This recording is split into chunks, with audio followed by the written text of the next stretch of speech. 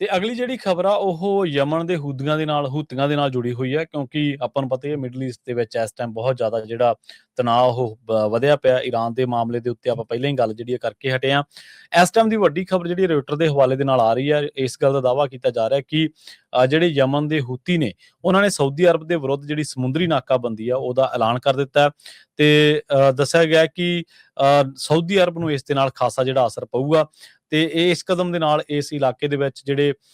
ਤਣਾਅ ਉਹ ਵਧਣ ਦੀ ਪੂਰੀ ਸੰਭਾਵਨਾ ਤੇ ਇਸ ਟਾਈਮ ਜਿਹੜਾ ਗਲਫ ਉਸ ਤੋਂ ਬਾਹਰ ਜਿਹੜੀ ਗਲੋਬਲ ਊਰਜਾ ਦੀ ਜਿਹੜੀ ਸਪਲਾਈ ਹੈ ਤੇ ਵਪਾਰ ਉਹ ਪ੍ਰਭਾਵਿਤ ਹੋਣ ਦਾ ਪੂਰਾ ਖਤਰਾ ਹੈ। ਸੋ ਹੂਤੀ ਹਥਿਆਰਬੰਦ ਬਲਾਂ ਨੇ ਜਿਹੜਾ ਇੱਕ ਬਿਆਨ ਜਾਰੀ ਕੀਤਾ ਜਿਹਦੇ ਵਿੱਚ ਉਹਨਾਂ ਨੇ ਕਿਹਾ ਕਿ I4NI ਜਿਵੇਂ ਨੂੰ ਤਿਵੇਂ ਉਹਦੇ ਸਿਧਾਂਤ ਦੇ ਮੁਤਾਬਕ ਕਹਿੰਦੇ ਅਸੀਂ ਸਾਊਦੀ ਅਰਬ ਦੇ ਵਿਰੁੱਧ ਜਿਹੜਾ ਤੁਰੰਤ ਪ੍ਰਭਾਵ ਦੇ ਨਾਲ ਸਮੁੰਦਰੀ ਪਾਬੰਦੀ ਲਾਉਣ ਜਾ ਰਹੇ ਹਾਂ ਤੇ ਇਹ ਫੈਸਲਾ ਕਹਿੰਦੇ ਵੀ ਤਾਂ ਲਿਆ ਗਿਆ ਕਿਉਂਕਿ ਯਮਨ ਤੇ ਸਾਊਦੀ ਅਰਬ ਨੇ ਜਿਹੜੀ ਆ ਪਾਬੰਦੀ ਲਾਈ ਸੀ ਤੇ ਉਹ ਅਨਿਆਂਪੂਰਨ ਹੈ, ਜ਼ੁਲਮ ਭਰੀ ਬਲੌਕੇਡ ਆ ਉਹ ਤੇ ਉਹਦੇ ਜਵਾਬ ਦੇ ਵਿੱਚ ਅਸੀਂ ਜਿਹੜਾ ਉਹ ਲਿਆ ਇਹ ਫੈਸਲਾ। ਸਾਊਦੀ ਅਰਬ ਵੱਲੋਂ ਹਲੇ ਇਹਦੇ ਤੇ ਕੋਈ ਟਿੱਪਣੀ ਨਹੀਂ ਆਈ। ਸਾਊਦੀ ਅਰਬ ਦਾ ਰੁਖ ਇਹ ਹੈ ਕਿ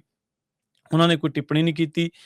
ਹੂਤੀ ਜਿਹੜਾ ਨੇ ਇਸ ਕਦਮ ਨੂੰ ਸਾਊਦੀ ਅਰਬ ਦੇ ਦੁਆਰਾ ਸਾਲਾਂ ਤੋਂ ਕੀਤੀ ਜਾ ਰਹੀ ਨਾਕੇਬੰਦੀ ਦਾ ਬਦਲਾ ਦੱਸ ਰਹੇ ਨੇ ਤੇ ਤੇਲ ਦੀ ਸਪਲਾਈ ਤੇ ਜੇਕਰ ਆਪਾਂ ਇੱਕ ਮੋਟੀ ਜੀ ਨਜ਼ਰ ਮਾਰੀਏ ਤਾਂ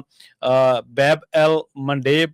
ਜਿਹੜਾ ਸਟੇਟ ਉਹ ਪੂਰੀ ਤਰ੍ਹਾਂ ਬੰਦ ਹੋਣ ਦੇ ਨਾਲ ਜਿਹੜੇ ਏਸ਼ੀਆ ਨੂੰ ਸਾਊਦੀ ਤੇਲ ਦੀ ਨਿਰਯਾਤ ਹੁੰਦੀ ਆ ਉਹ ਰੁਕ ਜੂਗੀ, ਜਿਹਦੇ ਨਾਲ ਗਲੋਬਲ ਤੇਲ ਸਪਲਾਈ ਦੇ ਵਿੱਚ 7% ਦੀ ਜਿਹੜੀ ਕਮੀ ਆ ਉਹ ਆ ਸਕਦੀ ਆ। ਸੋ ਵਿਸ਼ਲੇਸ਼ਕਾਂ ਦਾ ਮੰਨਣਾ ਇਹ ਵੀ ਹੈ ਵੀ ਜੇਕਰ ਭਾਵੇਂ ਕਿਸੇ ਜਹਾਜ਼ ਤੇ ਹਮਲਾ ਨਾ ਵੀ ਹੋਵੇ ਫਿਰ ਵੀ ਇਸ ਐਲਾਨ ਦੇ ਨਾਲ ਲਾਲ ਸਾਗਰ ਦੇ ਵਿੱਚ ਸਮੁੰਦਰੀ ਜਹਾਜ਼ਾਂ ਦੀ ਜਿਹੜੀ ਆਵਾਜਾਈ ਆ ਉਹ ਪ੍ਰਭਾਵਿਤ ਹੋ ਸਕਦੀ ਹੈ। ਸੋ ਇਹ ਤਣਾਅ ਜਿਹੜਾ ਉਹ ਇੱਕ ਹੋਰ ਪਹਿਲੂ ਤੋਂ ਵੀ ਹੁਣ ਵਾਧਾ ਨਜ਼ਰ ਆ ਰਿਹਾ ਜੀ। ਤੇ ਅਗਲੀ ਜਿਹੜੀ ਖਬਰ ਆ ਉਹ ਯਮਨ ਦੇ ਹੂਤੀਆਂ ਦੇ ਨਾਲ ਜੁੜੀ ਹੋਈ ਹੈ ਕਿਉਂਕਿ ਆਪਾਂ ਨੂੰ ਪਤਾ ਹੀ ਹੈ ਮਿਡਲ ਈਸਟ ਦੇ ਵਿੱਚ ਇਸ ਟਾਈਮ ਬਹੁਤ ਜ਼ਿਆਦਾ ਜਿਹੜਾ ਤਣਾਅ ਉਹ ਵਧਿਆ ਪਿਆ ਈਰਾਨ ਦੇ ਮਾਮਲੇ ਦੇ ਉੱਤੇ ਆਪਾਂ ਪਹਿਲਾਂ ਹੀ ਗੱਲ ਜਿਹੜੀ ਕਰਕੇ ਹਟੇ ਆ। ਇਸ ਟਾਈਮ ਦੀ ਵੱਡੀ ਖਬਰ ਜਿਹੜੀ ਰੋਇਟਰ ਦੇ ਹਵਾਲੇ ਦੇ ਨਾਲ ਆ ਰਹੀ ਹੈ, ਇਸ ਗੱਲ ਦਾ ਦਾਅਵਾ ਕੀਤਾ ਜਾ ਰਿਹਾ ਕਿ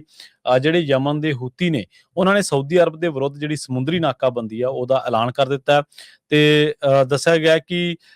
ਸਾਊਦੀ ਅਰਬ ਨੂੰ ਇਸ ਦੇ ਨਾਲ ਖਾਸਾ ਜਿਹੜਾ ਅਸਰ ਪਊਗਾ ਤੇ ਇਸ ਕਦਮ ਦੇ ਨਾਲ ਇਸ ਇਲਾਕੇ ਦੇ ਵਿੱਚ ਜਿਹੜੇ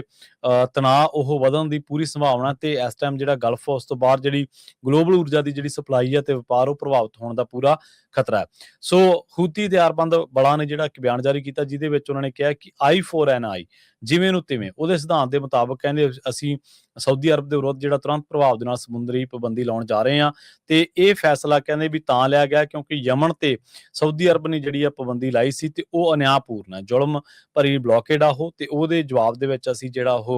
ਲਿਆ ਇਹ ਫੈਸਲਾ। ਸਾਊਦੀ ਅਰਬ ਵੱਲੋਂ ਹਲੇ ਇਹਦੇ ਤੇ ਕੋਈ ਟਿੱਪਣੀ ਨਹੀਂ ਆਈ। ਸਾਊਦੀ ਅਰਬ ਦਾ ਰੁਖ ਇਹ ਹੈ ਕਿ ਉਹਨਾਂ ਨੇ ਕੋਈ ਟਿੱਪਣੀ ਨਹੀਂ ਕੀਤੀ। ਹੂਤੀ ਜਿਹੜਾ ਨੇ ਇਸ ਕਦਮ ਨੂੰ ਸਾਊਦੀ ਅਰਬ ਦੇ ਦੁਆਰਾ ਸਾਲਾਂ ਤੋਂ ਕੀਤੀ ਜਾ ਰਹੀ ਨਾਕੇਬੰਦੀ ਦਾ ਬਦਲਾ ਦੱਸ ਰਹੇ ਨੇ ਤੇ ਤੇਲ ਦੀ ਸਪਲਾਈ ਤੇ ਜੇਕਰ ਆਪਾਂ ਇੱਕ ਮੋਟੀ ਜੀ ਨਜ਼ਰ ਮਾਰੀਏ ਤਾਂ ਬੈਬ ਐਲ ਮੰਡੇਬ ਜਿਹੜਾ ਸਟੇਟ ਉਹ ਪੂਰੀ ਤਰ੍ਹਾਂ ਬੰਦ ਹੋਣ ਦੇ ਨਾਲ ਜਿਹੜੇ ਏਸ਼ੀਆ ਨੂੰ ਸਾਊਦੀ ਤੇਲ ਦੀ ਨਿਰਯਾਤ ਹੁੰਦੀ ਆ ਉਹ ਰੁਕ ਜੂਗੀ, ਜਿਹਦੇ ਨਾਲ ਗਲੋਬਲ ਤੇਲ ਸਪਲਾਈ ਦੇ ਵਿੱਚ 7% ਦੀ ਜਿਹੜੀ ਕਮੀ ਆ ਉਹ ਆ ਸਕਦੀ ਆ। ਸੋ ਵਿਸ਼ਲੇਸ਼ਕਾਂ ਦਾ ਮੰਨਣਾ ਇਹ ਵੀ ਹੈ ਵੀ ਜੇਕਰ ਭਾਵੇਂ ਕਿਸੇ ਜਹਾਜ਼ ਤੇ ਹਮਲਾ ਨਾ ਵੀ ਹੋਵੇ ਫਿਰ ਵੀ ਇਸ ਐਲਾਨ ਦੇ ਨਾਲ ਲਾਲ ਸਾਗਰ ਦੇ ਵਿੱਚ ਸਮੁੰਦਰੀ ਜਹਾਜ਼ਾਂ ਦੀ ਜਿਹੜੀ ਆਵਾਜਾਈ ਆ ਉਹ ਪ੍ਰਭਾਵਿਤ ਹੋ ਸਕਦੀ ਹੈ। ਸੋ ਇਹ ਤਣਾਅ ਜਿਹੜਾ ਉਹ ਇੱਕ ਹੋਰ ਪਹਿਲੂ ਤੋਂ ਵੀ ਹੁਣ ਵਾਧਾ ਨਜ਼ਰ ਆ ਰਿਹਾ ਜੀ।